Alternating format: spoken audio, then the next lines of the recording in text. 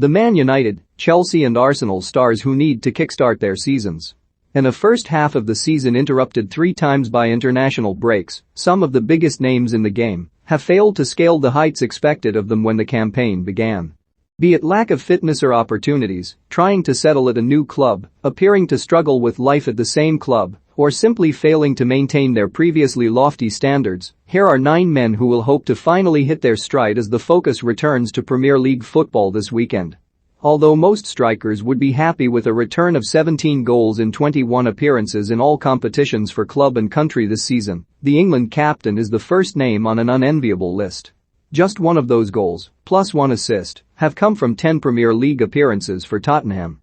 At this stage last season, he had scored 7 with 9 assists when his partnership with Heung-min Son was flourishing. Kane's demeanor since Spurs refused to let him move to Manchester City has been constantly questioned and dominated Nuno Espirito Santo's brief reign. He was still largely anonymous in the 0-0 draw at Everton before the international break, Antonio Conte's first league game in charge, but the fact Kane says the Italian's appointment shows great ambition will encourage Spurs that Harry's return to club form, he's scored 7 in a week for England after all, is only a matter of time. Another man who probably sought refuge in the international break, although even scoring the opener against Albania didn't save him from criticism from Roy Keane and Ian Wright for cupping his ear at his critics. Keane called that embarrassing, having lambasted Maguire for talking like a robot after matches in Manchester United's miserable run. There is no doubt the £80 million defender has struggled this term, a hasty return from a calf problem hindering his form, although he is far from alone at United. Luke Shaw is another who has gone from a Euro 2020 hero to something approaching zero. That 5-0 home defeat to Liverpool will be a millstone around their neck for some time yet. While Maguire has taken brickbats from all directions, the Liverpool centre-back himself has admitted there is still a lot to improve, having returned from an anterior cruciate ligament injury suffered just over a year ago. The Dutchman's absence was a major reason why Liverpool's defence of their title turned into something of a damp squib, but even with Van Dijk back, those defensive frailties have not magically disappeared. He struggled against Manchester City and West Ham gave Van Dijk probably his toughest afternoon yet as they won 3-2 at the London Stadium, although the defender's courage in going for 50-50 balls is not in doubt. I don't think there are a lot of examples of a player who had an ACL and complex knee injury that gets back to his best after a year, he said. Things felt so different when Fernandes scored a hat-trick in United's 5-1 opening day thumping of Leeds, and there was no challenge to his status as the main man at Old Trafford.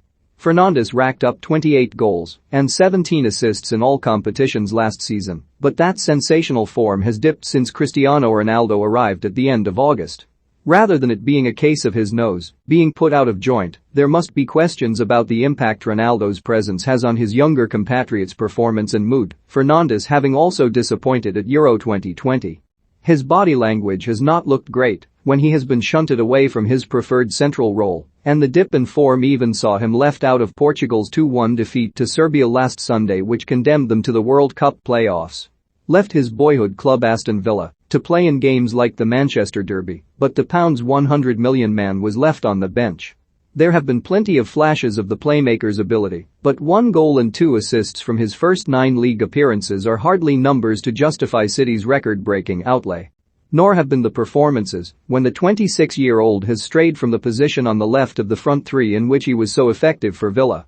Pep Guardiola's attempts to use him in midfield and as a false 9 have both lasted for 1 game apiece. He's focused on what he has to do.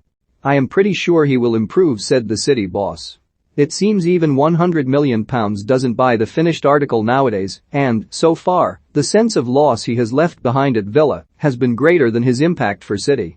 Became Villa's record signing when he arrived from Norwich for £35 million, with the playmaker perhaps as close as they could get to a direct replacement for Grealish. The 24-year-old has shown ability, but he was not offered the same platform, with former boss Dean Smith having tried to incorporate 2 strikers with Buendia when he hasn't been left out, the most advanced midfielder. 15 goals and 17 assists from the right-hand side of Norwich's attack were pivotal to them romping away with the championship title last season, and he was the 4th best creator of chances in his previous Premier League campaign. Like Grealish, his summer move hit his former club hard. A failure to get a tune out of Buendia in the first third of the season contributed to Smith getting the sack from Villa and he will hope Norwich's Chelsea loanee Gilmour is more in keeping with his relationship with Grealish. Even when Norwich were losing game after game, Smith's predecessor Daniel Farke was reluctant to use the highly rated 20-year-old, whose last 3 appearances have seen him on the winning side for Scotland. Should Gilmour not get regular game time, he is likely to be recalled by Chelsea in January, hardly the expected outcome when he arrived in the summer. Given the immediate impact Lukaku made upon his £99.7 million return to Chelsea from Inter Milan, this may feel like a harsh selection. But after 4 goals in his first 4 games, the big man's form was dipping to such an extent before his ankle injury that he had gone 7 games without scoring. Before his injury, Tuchel felt Lukaku's grueling schedule, having featured for Belgium at Euro 2020 and in the Nations League, had taken its toll. Lukaku is not expected to return for another week or 2, and if he comes back refreshed, he may well end up being the final piece of the jigsaw he was lauded as when he arrived for his second spell at Stamford Bridge. Not normal. Jurgen Klopp gives verdict on Arsenal's resurgence. Thomas Tuchel says he loved Chelsea academy star from day one. Paul Merson's Premier League predictions including Liverpool vs Arsenal, signing the Norway playmaker, felt like a no-brainer when he arrived at Arsenal from Real Madrid for £30 million in the summer on the back of some impressive performances on loan last season. But having been pushed into the background in Madrid, he has not exactly been front and center of Arsenal's revival this season. "I haven't played as much as I wish," admitted the 22-year-old, whose last 3 Gunners appearances have come off the bench. And, since his wonderful free-kick winner at Burnley, he has not been getting the breaks. When he thought he had made an impact as a substitute by sealing victory over Watford in the Gunners' last game, Pierre-Emerick Aubameyang's unnecessary touch saw the goal ruled out for offside. More, the most consistent team Glenn Hoddle backs Chelsea to win the Premier League title more. Paul Merson's Premier League predictions including Liverpool vs Arsenal, Man United and Chelsea. For more stories like this, check our sport page. Follow Metro Sport for the latest news on Facebook, Twitter and Instagram. Metro newspaper is still available for you to pick up every weekday morning, or you can download our app for all your favorite news, features, puzzles and the exclusive evening edition. Download the Metro newspaper app for free on App Store and Google Play.